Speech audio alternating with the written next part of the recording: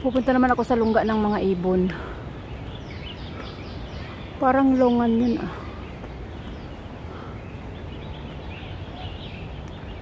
Ganda ng bulaklak.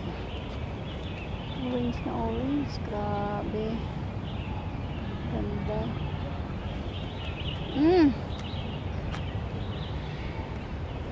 Ayan. Punta ako sa lungga ng mga ibon. Ang ganda dun eh. Napakalawak nitong Hong Kong Park na to. Ikaw lang ang magsasawa mag-ikot. Ang dami mga paket oh. Ikaw lang ang mapapagod talaga mag-ikot dito. Hindi mo maiikot lahat. Ikaw lang ang magsasawa at mapapagod. Mainit, kala ko ba malamig na. Nung last week naglamig, nag-19. Tapos nga nag-init na naman, nag-30 na naman. Ang sarap pag nasa kabundukan oh. Yeah, tapos may ganito malalaking puno. Naririnig mo mga huni ng ibon. Diba ang saya? Naalala ko tuloy mga pinapanood kong hunters. Nasa kabundukan sila, ganito ang maririnig lang nila. Mga huni ng ibon. Sorry.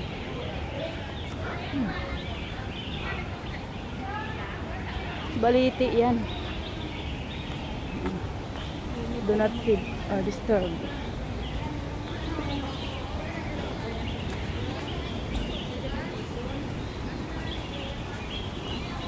Dito tayo sa lungga ng mga ibon. Ayan o, yung mainit na yan ang lungga ng mga ibon. Namiss kong balikan kasi nung napunta ko dyan, kausap ko si Xavier, hindi ako maka-focus. Kulit na batuta. Kaya napakalaking puno, ilang taon na kaya yung puno na yan. Grabe.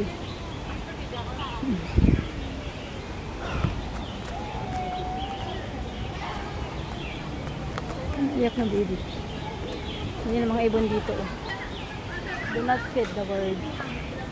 Oh, sarado. Bakit? 9 AM to 5 AM. Oh. Sarado. 9 AM to 5 PM ang bukas. Ano ba ako pumunta nandito na bukas yan? Baka nagpapakain pa sila. Ang gandang pumasok dyan eh.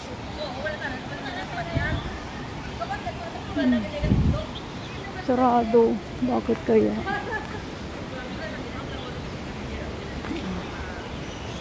Nine AM to 5 AM. Pero may mga nakapasok naman. Saan sila nagdaan? Huh? May mga nakapasok naman. Saan sila dumaan? Dun sa ibaba. Sarado lang siguro dun kasi inaayos.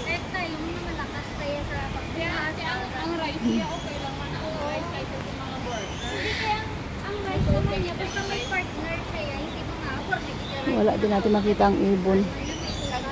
Saan sila dumaan? Sa ibaba sila dumaan.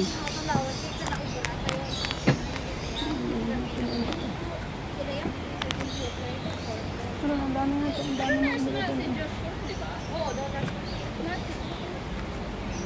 sarado yung pinakang may engage.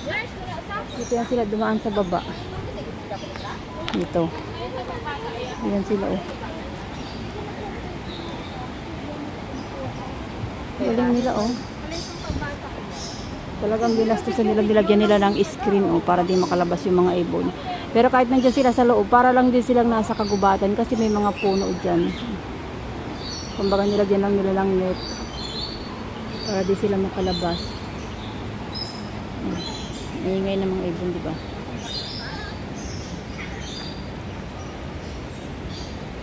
Dito siguro ang daan patungo doon. Laki ng mga kamera ng tapang. Laki ng dapo oh.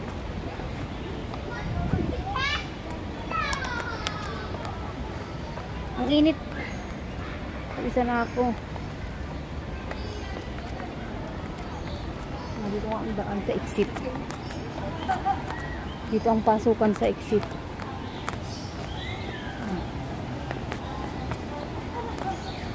Wala, may mga squirrel oh. Wala, may mga squirrel. Asa na? Andun oh. Squirrel. Ayun na. Labas na. Ayaw. Ayaw niya lumabas. Tara dito sa ano, aviary entry. Open.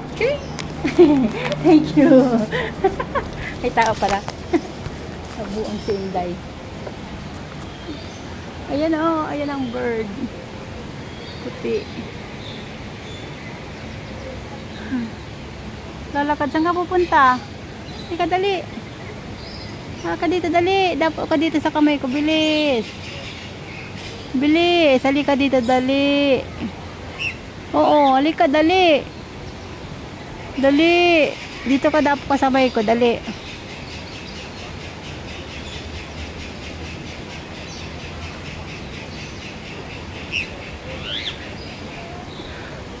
Halika dali. Ay, napalapit na siya. Oo, halika na dali. Tapo ka sa kamay ko, dali. Oh.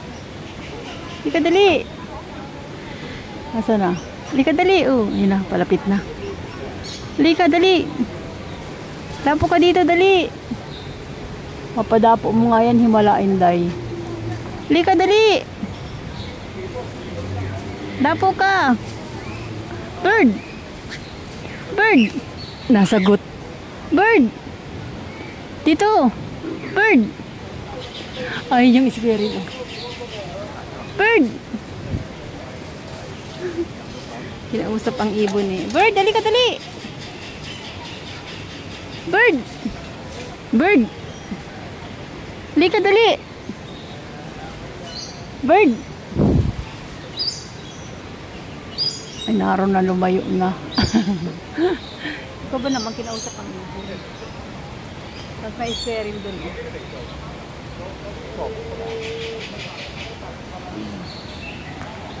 Wala niya ako lang nagbibideo. May nagbibideo rin pala. Wala, may tangay siya. Gagawin ng pugad. Pichiw. Kala mo sa kabukiran sila pero may screen ang ibabaw niya. Hindi sila makakalabas. Nandito lang talaga sila. Pero malaya silang lumilipad. Oh. Masa na kaya yung malalaking ibon? May malalaking ibon dito eh.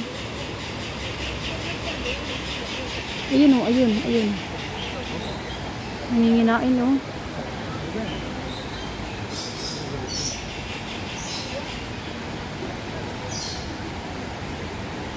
May malalaking ibon dito. Nasaan na yung mga yun?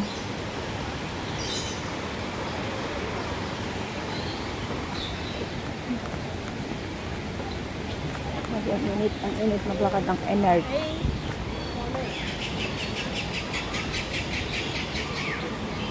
Ayan ang mga ibon dito. Ayan ang mga klase ng ibon dito. Haba ng buntot nito. Mato. Ayun na, may mag-asawang puti. Ang galing. Pura hulog ng cellphone. Ang galing. Pag gusto nilang hugasan, nandito ang anong-ano ng husto. Kukupsitan lang nila, mahugasan na, mabibigyan na ng tubig. Ayan. Siguro pag binibigyan ng pagkain, kakawitin lang din yan. Ay, may mais oh. Nasa ilalim may mga isda din. Galing, lalaki ng mga isda dun oh. May mga ibon, ang dami ng mga puti dun oh. Oh. Nasa na?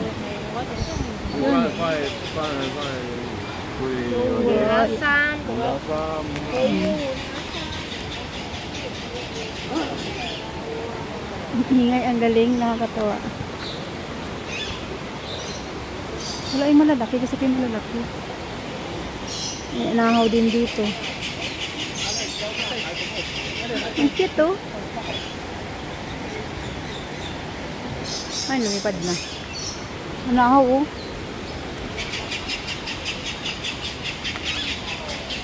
Pambansang dahon ng Pilipinas, nangaw. Laki oh. Kakatawa.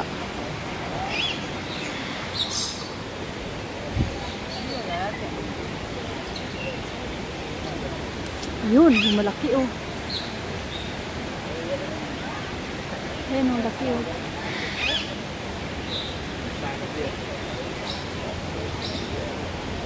Ay na, ito may pula. Ang galing, may pula. Wala, ang cute niya, ang pula.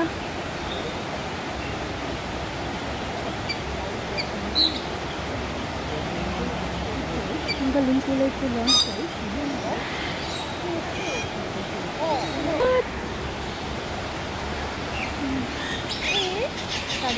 Ang cute niya, kulay pula. Ay, ay, ay.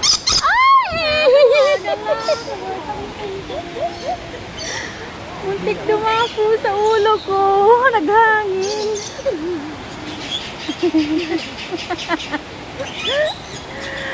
Kumangin sa ulo ko, sayang. Hindi siya dumapo.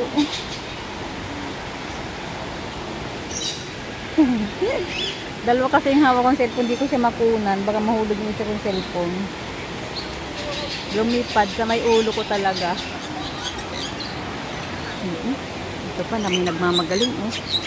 Perfect binibidyo siya oh.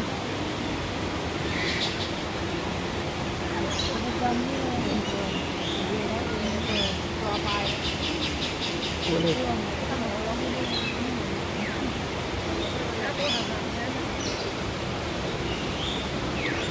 Lilipad ka din.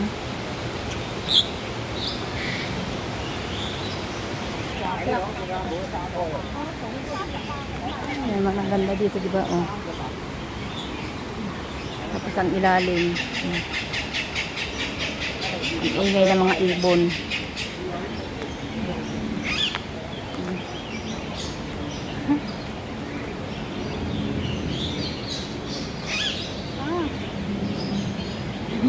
Ay, ito may malaki oh. Hello! Hello, bird!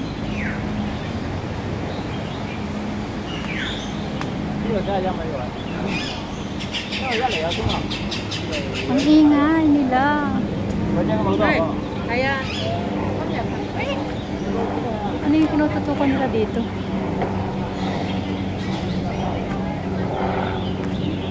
Ay, naroon. Naroon, ang haba ng buntot.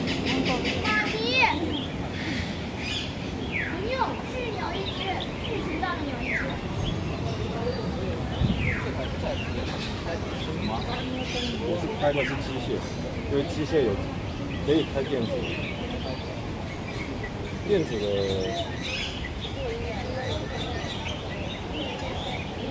Ay, dalawa pala kaya nandito sila nakatutok. Ayan o. May mga palo. Ang pula ang mukha nila. Ang ganda.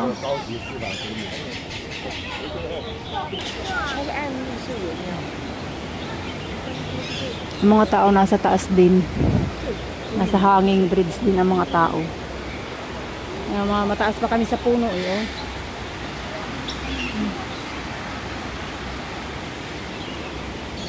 Kung pupunta pala ako doon sa gorilla. May gorilla din dito eh. Yun ang pupuntahan ko sa sunod.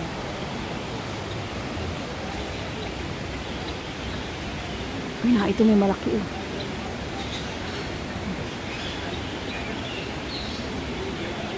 Ang ganda niya oh, ang laki niya eh.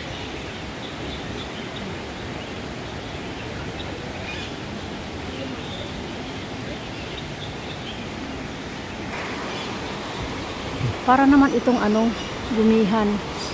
Kung sa Bisaya by Marang. Pinadrawing ni nanay. Oh. Ang alas ng tubig eh.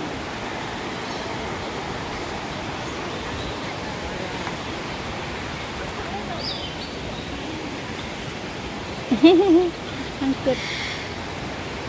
Cute. Nanginginain ng mais. Hindi tayo.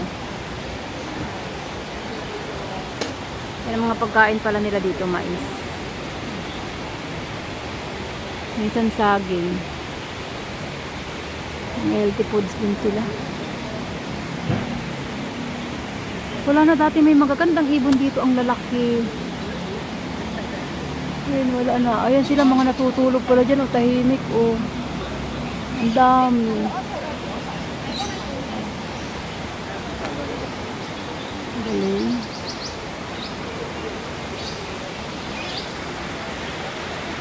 Ang dami din sa ibaba, o.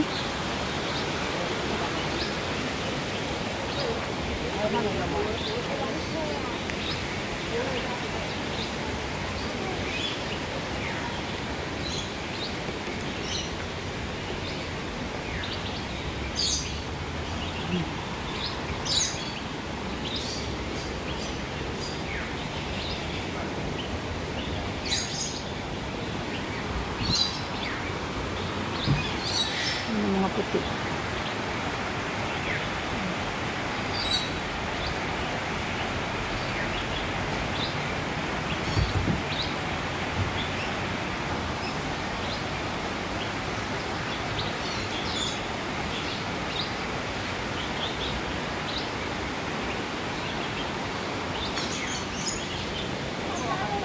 Yun lang.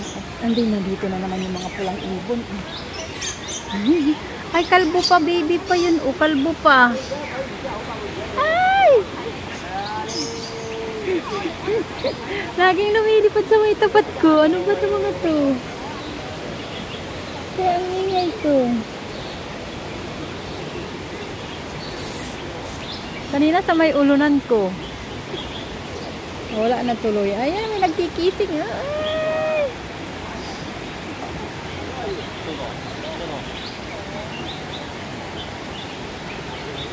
Nagkikising sila.